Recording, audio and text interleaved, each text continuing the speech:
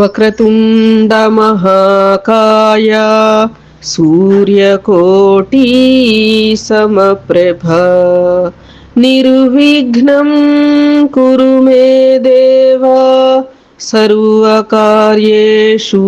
సర్వదా గురుబ్రహ్మా గురుర్విష్ణుః గురుర్దేవో మహేశ్వరః గురుః సాక్షాత్ పరబ్రహ్మ తస్మై శ్రీ గురవే నమః. శరదా శరదాంభోజ వదనా వదనాంబుజే సర్వదా సర్వదాస్మాకం సన్నిధిః సన్నిధిం క్రియాత్. శాంతాకారం భుజగశయనం పద్మనాభం సురేశం విశ్వాధారం గగనసదృశం మేఘవర్ణం శుభాంగం లక్ష్మీకాంతం కమలనయనం యోగిహృద్యానగమ్యం వందే విష్ణుం భవభయహరం సర్వలోకైకనాథం.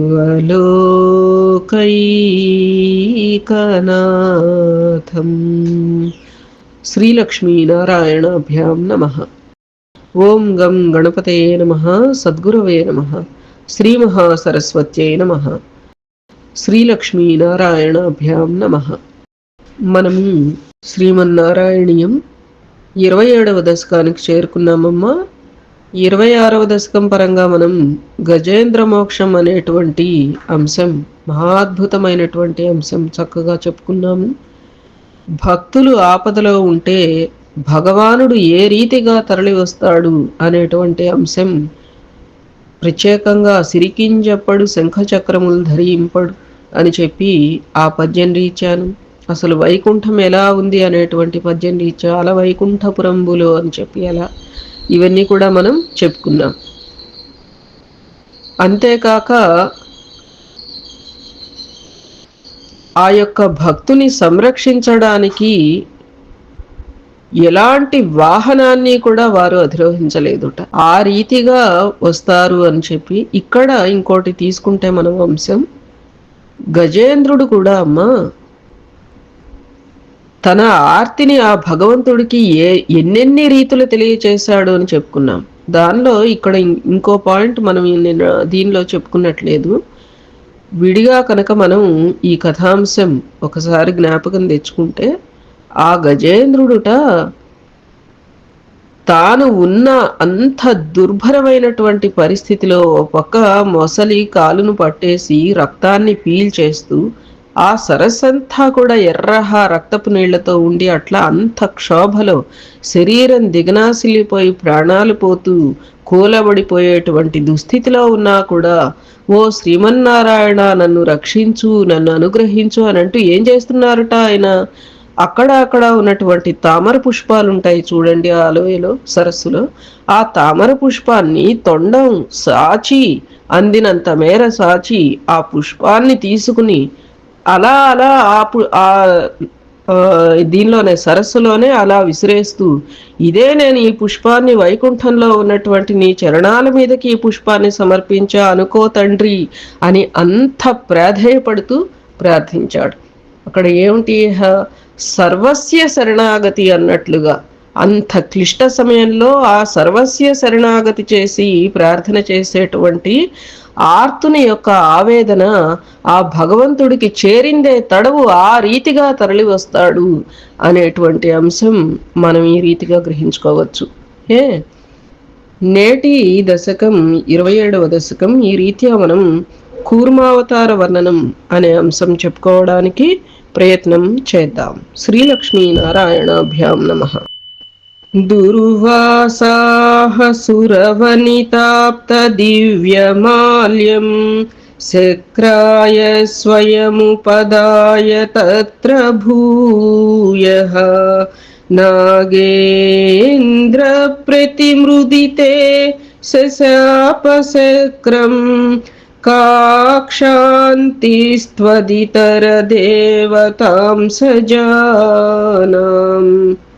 ఒకప్పుడు స్వర్గలోకమునకు వచ్చిన దుర్వాస మహర్షికి దేవతా స్త్రీలు ఒక దివ్యమాలను బహూకరించిరి.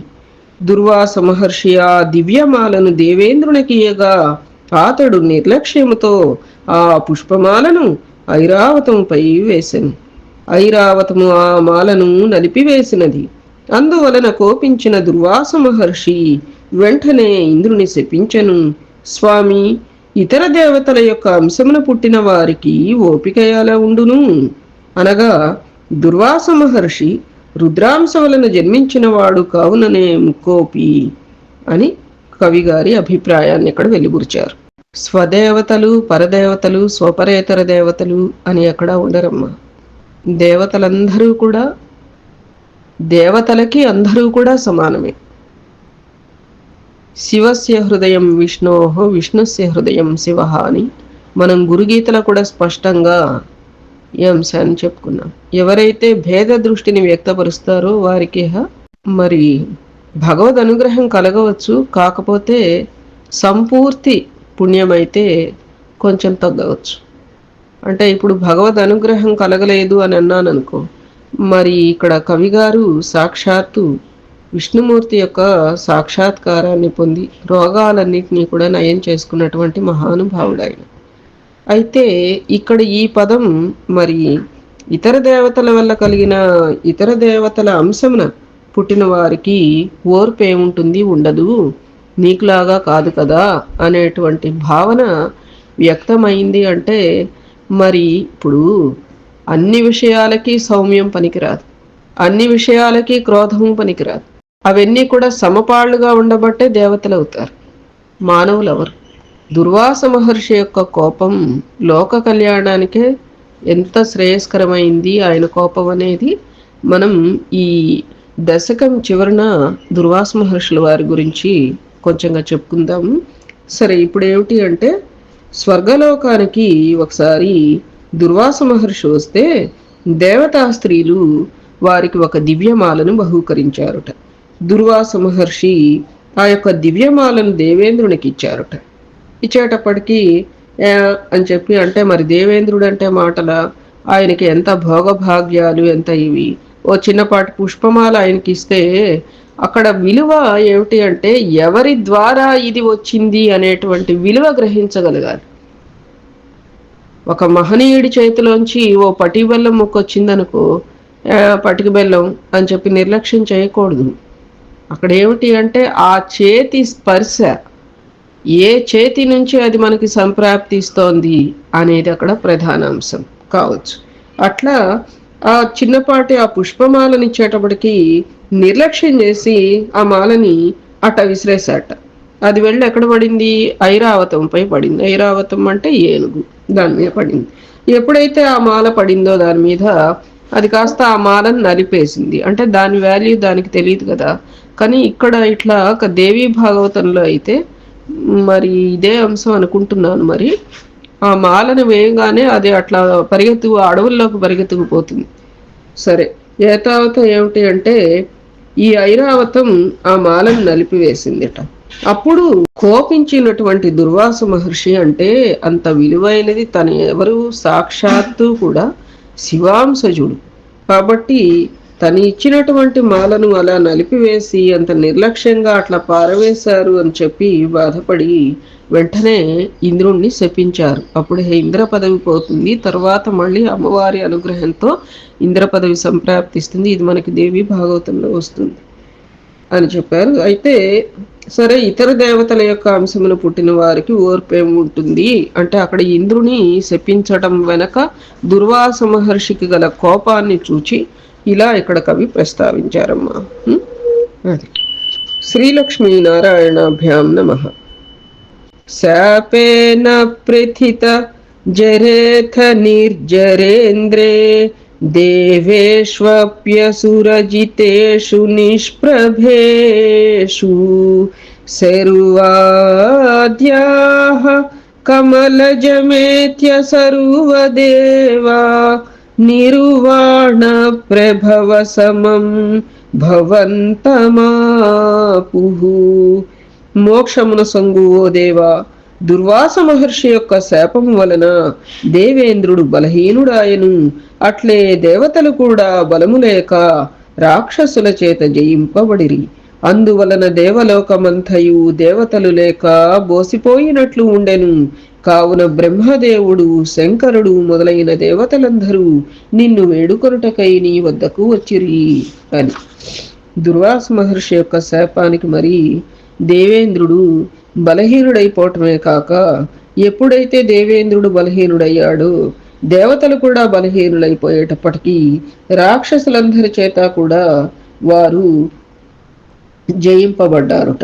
అందువలన దేవలోకం అంతా కూడా దేవతలే లేక చిన్నబోతూ ఉంటే బ్రహ్మదేవుడు, శివుడు మొదలైన వారు ఈ యొక్క శ్రీ మహావిష్ణువు వద్దకు విషయం తెలిపి వేడుకొనటానికి వచ్చారు అని. శ్రీలక్ష్మీ నారాయణాభ్యాం నమః. బ్రహ్మాద్యైస్తుత మహిమా చిరం తదానీం ప్రాదుష్యన్ వరదా పురః పరేణ ధామ్నా. హే దేవా దితిజకులైర్విధాయ సంధిం పీయూషం పరిమథతేతి పర్యసాస్త్వం.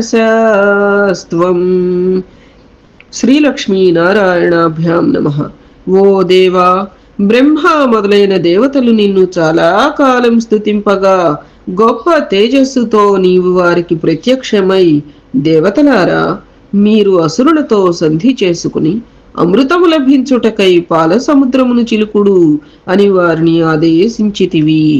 అప్పుడు బ్రహ్మాది దేవతలందరూ కూడా ఈ యొక్క దేవలోకమంతా కూడా కళావిహీనమైంది, ఇంద్రుడేమో సమస్త శక్తిని కూడా కోల్పోయినాడు, ఇప్పుడు ఏమిటి కిం కర్తవ్యం అని చెప్పి అడిగి చాలా కాలం తపస్సు చేసినప్పుడు శ్రీ మహావిష్ణువు ప్రత్యక్షమై, దేవతలారా, మీరందరూ కూడా రాక్షసులతో సంధి చేసుకుని అమృతం లభించుటకై పాల సముద్రమును చిలుకుడు అని వారిని ఆదేశించారుట.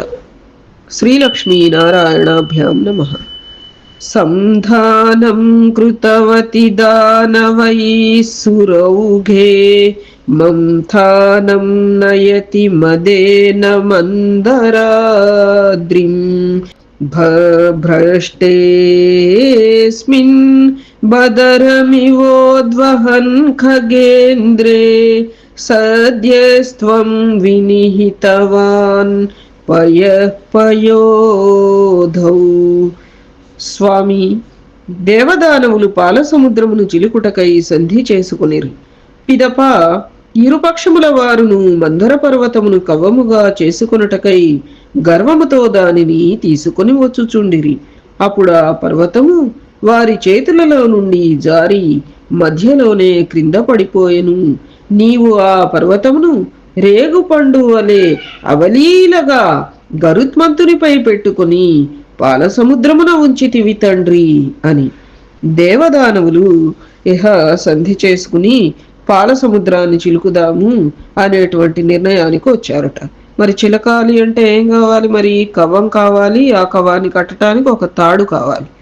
అయ్యేటప్పటికీ మరి అంతటి సముద్రాన్ని చిలకటానికి తగినటువంటి కవ్వం మందర పర్వతమే అని చెప్పి ఆ పర్వతాన్ని తీసుకుని గర్వంతో వస్తున్నారట. అప్పుడు ఎప్పుడైతే మరి గర్వంతో కనుక మరి మనం ప్రయత్నం చేస్తే అవి సఫలీకృతం అవ్వవు కదా. అందుకని ఆ మందర పర్వతం కాస్త వాళ్ళ చేయి జారి మధ్యలోనే క్రింద పడిపోయిందిట. అప్పుడు ఆ పర్వతాన్ని ఆ యొక్క శ్రీ మహావిష్ణువు రేగి పండు వలె అవలీలగా గరుత్మంతునిపై పెట్టుకొని పాల సముద్రమున ఉంచారుట. శ్రీలక్ష్మీ నారాయణాభ్యాం నమః. ఆధాయ ద్రుతమథవా సుకిం వరత్రాం पाथोऽधौ विनिहित सर्वबीजजाले प्रारब्धे मथन विधौ सुरासुरैस्तैः व्याजात्वं भुजगमुखे करो సురారీన్. దేవదానవులు సర్పరాజైన వాసుకిని కవ్వపుత్రాడుగా ఏర్పరచుకుని అన్ని విధములైన ఔషధిలతలు గల క్షీర సముద్రమును చిలుకుటకు ప్రారంభించిరి. అప్పుడు నీవు ఒక వ్యాజముచే రాక్షసులు సర్పము యొక్క ముఖము వైపు ఉండునట్లు చేసితివి. ఇహ మందర పర్వతాన్ని చక్కగా తీసుకున్నారు కదా, మరి కవ్వపు త్రాడు కావాలి. మందర పర్వతం కవ్వంగా అనుకున్నారు, మరి త్రాడుగా అంటే ఆ పర్వతానికి ఒక తాడుగా కట్టి చిలకటానికి కావాలి కదా, ఏం తాడు చేసుకోవాలి అని ఆలోచించుకుని సర్పరాజు అయినటువంటి వాసుకిని కవ్వపు త్రాడుగా ఏర్పరచుకుని అన్ని విధాలైనటువంటి ఔషధిలతలు గల క్షీరసాగరాన్ని చిలకటం ప్రారంభించారుట. అప్పుడు ఏం చేశారు అంటే శ్రీ మహావిష్ణువు ఒక ముందాలోచనతో ఏం చెప్పారుట, రాక్షసులని ఆ యొక్క సర్పం యొక్క ముఖం వైపు ఉండమని చెప్పి ఆదేశించారుట. తోక వైపు దేవతలు ఉంచారుట. ఎందుకు సర్పం యొక్క ముఖం వైపు ఉండమని ఆదేశించారనేది మనకి తర్వాత తెలుస్తుంది. శ్రీలక్ష్మీనారాయణాభ్యాం నమః. क्षुब्धाद्रौ क्षुभितजलोदरे तदानीं दुग्धाब्धौ गुरुतरभारतो निमग्ने देवेषु व्यथिततमेषु तत्प्रियैषी प्राणैषीः कमठतनुं कठोरपृष्ठाम्. దేవా, సురాసురులు క్షీరసాగరమును చిలుకుచుండగా మందర పర్వతం మిక్కిలి బరువుగా ఉండుటచే అది అల్లకల్లోలముగా ఉన్న జలములలో మునిగిపోయెను. అందులకు దేవతలు అందరూ చింతాక్రాంతులైరి. అప్పుడు వారికి ప్రీతిని గూర్చుటకై నీవు కఠినమైన మూపుగల కూర్మ రూపమును ధరించితివి. నారాయణ నారాయణ నారాయణ నారాయణ నారాయణ నారాయణ నారాయణ నారాయణ నారాయణ నారాయణ నారాయణ నారాయణ నారాయణ నారాయణ నారాయణ నారాయణ. శ్రీలక్ష్మీ నారాయణాభ్యాం నమః. దేవతలందరూ కూడాట ఆ యొక్క క్షీర సముద్రమును చిలుకుతూ ఉంటే మందర పర్వతం మరి మిక్కిలి బరువుగా ఉందిట. బరువుగా ఉండి అది అల్లకల్లోలంగా ఉన్నటువంటి ఆ క్షీరసాగర జలములలో మునిగిపోయిందిట. అప్పుడు దేవతలందరూ అయ్యో అని చెప్పి చింత చెందేటప్పటికీ వారందరికీ కూడా ప్రీతిని గూర్చుటకై ఆ యొక్క శ్రీ మహావిష్ణువు ఏం చేశారుట, కఠినమైన మూపుగల కూర్మ రూపమును ధరించితివి తండ్రి అని. తాబేలు రూపానమాట. అంటే తాబేలు డిప్ప ఎట్లా ఉంటుంది, చాలా గట్టిగా ఉంటుంది కదా. ఇక ఆ తాబేలు రూపాన్ని ధరించి అడుగున ఉంటే దాని మీద ఆ మందర పర్వతాన్ని పెట్టి వాళ్ళు ఆ యొక్క వాసుకి అనే సర్పరాజు సాయంతో ఆ క్షీరసాగర మథనానికి దేవతలకి ముఖ్యంగా ఉపకరించిన వారవుతారు అన్నట్లుగా. అలా శ్రీలక్ష్మీనారాయణాభ్యాం నమః. वज्रातिस्थिरतरकर्परेण विष्णो विस्तारात् परिगतलक्षयोजनेन अम्भोधेः कुहरगतेन वर्ष्मणा त्वं निर्मग्नं क्षितिधरनाथ मुन्निनेथ. శ్రీలక్ష్మీ నారాయణాభ్యాం నమః. శ్రీ మహావిష్ణు కూర్మ రూపమున ఉన్న నీ యొక్క వెన్ను డిప్ప వజ్రము కంటే మిక్కిలి కఠినముగా 1,00,000 యోజనముల వైశాల్యమున ఉండెను. సముద్రము లోపల గుభిల్లుమను శబ్దముతో పడిపోయిన మందర పర్వతమును ఆ డిప్పపై ఉంచుకుని దానిని సముద్రము పైకి తెచ్చితివి తండ్రి అని. కూర్మ రూపంలో ఉన్నటువంటి ఆ యొక్క డిప్ప ఎట్లా ఉందిట, వజ్రము కంటే మిక్కిలి కఠినంగా ఉండటమే కాకుండా 1,00,000 యోజనాల వైశాల్యంతో ఉందిట.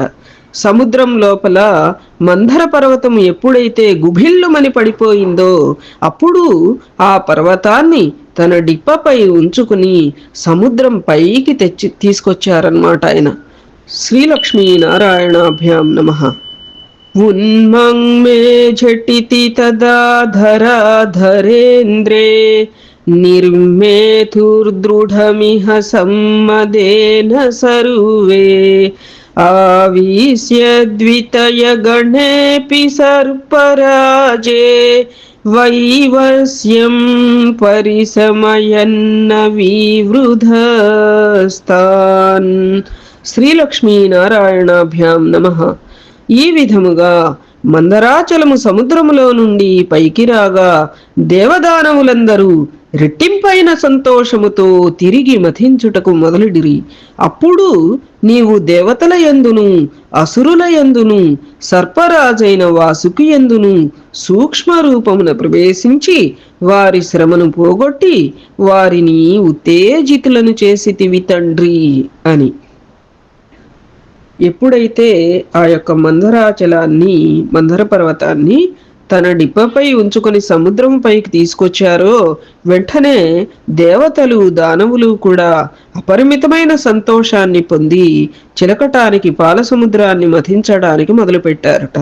అప్పుడు సర్పరాజైన వాసుకి యందు దేవతల యందు అసురుల యందు కూడా ఆ యొక్క శ్రీ మహావిష్ణువు సూక్ష్మ రూపంలో ప్రవేశించి వారికి ఉన్నటువంటి అలసట, అంటే అప్పటిదాకా కొంత భాగం చిలికినాక మందర పర్వతం జారి పడిపోయింది కదా, మరి అదంతా శ్రమ వృధా అయిపోయింది. ఆ నిస్సత్వ ఏదైతే ఉందో అదంతా కూడా పోగొట్టి వారినందరినీ కూడా ఉత్తేజితుల్ని చేశారుట. ఎందుకంటే అక్కడ మరి శ్రీ మహావిష్ణువు కదా, మరి దేవతలొక్కరికే ఆయన అనుకూలించారా? కాదు. అక్కడ పని ఇద్దరిది కాబట్టి, ఉభయులు కష్టపడుతున్నారు కాబట్టి అదే పరమాత్మ తత్వం. ఉభయులకి కూడా శ్రమని పోగొట్టి ఉత్తేజితుల్ని చేశారుట. చూడండి, ఇలాంటి అంశాలు మనం గమనించాలి. శ్రీలక్ష్మీ నారాయణాభ్యాం నమః. ఉద్దామభ్రమణ జవోన్నమద్గిరీంద్రన్ అస్తైకస్థిరతరహస్త పంకజం త్వాం అభ్రాంతే విధిగిరిసాదయః ప్రమోదాత్ ఉద్భ్రాంతానునూరపాత పుష్పవరుషాః. ప్రభు, మందర పర్వతము తీవ్రముగా తిరుగుచూ పైకి లేచినప్పుడు నీవు పర్వతంపై ఒక చెయ్యి వేసి నిలబడితివి తండ్రి. అప్పుడు ఆకాశమున నిలిచియున్న బ్రహ్మదేవుడు, శంకరుడు మొదలగు వారు మిక్కిలి సంతసముతో పుష్పవర్షమును కురిపించుచు నిన్ను స్తుతించిరి. అది ఇహ వీళ్ళు మందర పర్వతంతో చిలుకుతూ ఉన్నప్పుడు ఏం చేశారుట, దేవతలు రాక్షసులు చిలుకుతూ ఉంటే ఇప్పుడు ఇట్లా చిలుకుతూ ఉంటే ఆ కదలికకి ఏమవుతుంది, పైకి కిందకి లేస్తున్నట్లుగా ఉంటుంది కదా, అట్లా అది పైకి లేస్తున్నప్పుడు పర్వతంపై ఒక చెయ్యి వేసి అలా నిలబడినారట ఆ శ్రీ మహావిష్ణువు. అలా నిలబడుతున్నప్పుడు ఆకాశమున నిలిచి ఉన్న దేవతలందరూ కూడా ఆ దృశ్యాన్ని చూచి, మిక్కిలి సమ్మోహకరమైనటువంటి ఆ దృశ్యాన్ని చూచి పుష్పవర్షాన్ని కురిపిస్తూ స్తుతించారుట. శ్రీలక్ష్మీ నారాయణాభ్యాం నమః. దైత్యౌఘే భుజగముఖానిలేన తప్తే తేనైవ త్రిదశకులేపి కించిదార్తే కారుణ్యాత్ తవ కిల దేవవారివాహాః ప్రావర్షన్నమరగణాన్న దైత్య సంఘాన్. సర్పరాజైన వాసుకి ముఖము నుండి వెలువడిన విషపు గాలికి అసురులు చాలా బాధలను అనుభవించిరి. అట్లే తోకవైపున్న దేవతలు కూడా కొద్ది బాధకు గురి అయినప్పుడు నీ దయ వలన మబ్బులు క్రమ్మి దేవతలపై వర్షించి వారికి సేద తీర్చినవి, కాని అసురులపై వర్షపు జల్లులు పడలేదు అని. ఇప్పుడు మనం మొదట్లో చెప్పుకున్నాం, ఎప్పుడైతే క్షీరసాగరం మథించడానికి సమాయత్తమై మందర పర్వతాన్ని కవ్వంగా తీసుకుని వాసుకి అనే సర్పరాజుని త్రాడుగా తీసుకుని ఆ రీతిగా సముద్ర మథనం గావిద్దాము అని సమాయత్తమైనప్పుడు ఏమన్నారు, దేవతలని మాత్రం ఆ యొక్క సర్పరాజు యొక్క తోక వైపుకి వెళ్ళమన్నారు. సర్పరాజు యొక్క ముఖం వైపుకు మాత్రం రాక్షసులను ఉండమన్నారు, అలా పట్టుకోమన్నారు కదా. తాడు ఇటు అటు పట్టుకుంటారు కదా, ఇటు దేవతలు అటు రాక్షసులు అనుకోండి. ఇటేమో సర్పరాజు యొక్క తోక, అటేమో దాని ముఖం. కాబట్టి అప్పుడు మనం చెప్పుకున్నాం, ఏదో అట్లా ప్రణాళిక వేశారుట మహావిష్ణువు. ఎందుకని అనేది తర్వాత శ్లోకాల్లో వస్తుందేమో అనుకున్నాం. అది 10వ శ్లోకంలో వచ్చింది. ఎందుకని అంటే, ఎప్పుడైతే చిలకను ఆరంభించినప్పుడు మరి ఆ యొక్క సర్పరాజు ముఖం నుండి విషపు జ్వాలలు వస్తాయి కదా, ఆ విషపు జ్వాలల ప్రభావం రాక్షసులకు ఉండాలి అని చెప్పి అలా ఆయన ఆలోచన చేశారన్నమాట. అది అయితే తోక వైపు ఉన్నటువంటి దేవతలకు కూడా మరి కొద్దో గొప్ప ఉంటుంది కదా ఎఫెక్ట్. అట్లా బాధకు గురి అయినప్పుడు ఆ సమయాన మబ్బులు క్రమ్మి దేవతలపై వర్షించి వారందరికీ కూడా సేద తీర్చినవట. కానీ ఎవరందరికీ? దేవతలపై మాత్రమే, రాక్షసులకి మాత్రం వర్షపు జల్లులు పడలేదు తండ్రి అని. శ్రీలక్ష్మీ నారాయణాభ్యాం నమః. ఉద్భ్రామ్యద్బహుతిమినక్రచక్రవాలే తత్రాబ్ధౌ చిరమథితేపి నిర్వికారే ఏకస్త్వం కరయుగ కృష్ణ సర్పరాజః సంరాజన్ పవనపురే పాహి రోగాత్. ప్రభు, క్షీరసాగరమును మథించుచున్నప్పుడు అనేక తిమింగలములు, మొసళ్ళు, చేపలు మొదలైనవి ఇటు అటు పడిపోయినవే గాని ఎంత కాలం గడిచినను ఫలితం కనిపించలేదు. అప్పుడు నీ ఒక్కడివే నీ 2 చేతులచే వాసుకిని పట్టుకుని పాలసముద్రమును చిలికితివి. ఆ విధముగా విరాజిల్లిన గురువాయుపురాధీశ, నన్ను రోగముల నుండి రక్షింపుము తండ్రి అని. అయితే క్షీరసాగరాన్ని మథిస్తూ ఉంటే అనేక తిమింగలాలు, మొసళ్ళు, చేపలు ఇవన్నీ ఇటు అటు పడిపోతూ అట్లా ఉంటున్నాయి. కానీ ఎంతకాలం గడిచినా కానీ సత్ఫలితం, అనుకున్నటువంటి ఫలితం రావటంలా. ఏమిటి అనుకున్న పని? అక్కడ అమృతాన్ని పొందటం కదా, అది రావటంలా. అయ్యేటప్పటికీ ఇహ ఆ యొక్క శ్రీ మహావిష్ణువు 2 చేతులచే వాసుకిని, సర్పరాజును అంటే ఇటువాళ్ళు అటువాళ్ళు చిలకటం కాకుండా, అంటే మన భాషలో చెప్పుకుంటే 2 తాళ్ళని కూడా, కవ్వానికి ఉన్నటువంటి 2 తాళ్ళని తానే తీసుకున్నట్టు అట్లా తానే ఆ సర్పరాజు యొక్క ఆది అంతం తీసుకుని చిలకటం మొదలు పెట్టారుట అమ్మ. అంతే, చిలకటం మొదలు పెట్టారు. ఆ విధముగా విరాజిల్లినటువంటి ఓ గురువాయుపురాధీశ, మా యొక్క సమస్త రోగముల నుండి మమ్ములను రక్షింపుము తండ్రి అని. శ్రీలక్ష్మీ నారాయణాభ్యాం నమః.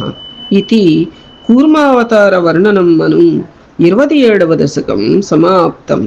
నారాయణ నారాయణ నారాయణ నారాయణ నారాయణ నారాయణ నారాయణ నారాయణ. ఏతత్ఫలం సర్వం సద్గురుచరణారవిందార్పణమస్తు. సద్గురవే నమః. శ్రీమాత్రే నమః. శ్రీలక్ష్మీ నారాయణాభ్యాం నమః. మనము దుర్వాస మహర్షి గురించి కొంచెం చెప్పుకుందామని అనుకున్నాం కదా, ఇందాక వచ్చిన సందర్భం రీత్యా. దుర్వాస మహర్షి అమ్మ సాక్షాత్తు పరమశివుని అంశ అని చెప్పి అత్రి మహర్షి అనసూయామాతకి ఉద్భవించినటువంటి వారు అని చెప్పి కూడా మనకి తెలుసు. అంతేకాక దుర్వాస మహర్షిని కేవలం క్రోధం గలవాడు అంటే క్రోధ భట్టారక అనే పేరుతో పిలుస్తూ ఉంటారుట. అయితే క్రోధ భట్టారక అంటే వారిదక్కడ సాధారణ మానవులలాగా ఉండే తామసికమైనటువంటిదో రాజసికమైనటువంటిదో క్రోధం కాదు. వారి క్రోధం లోక కళ్యాణం కోసమై ఉపకరిస్తుంది అనేది ఘంటావధంగా తెలుసుకోవాల్సినటువంటి అంశం.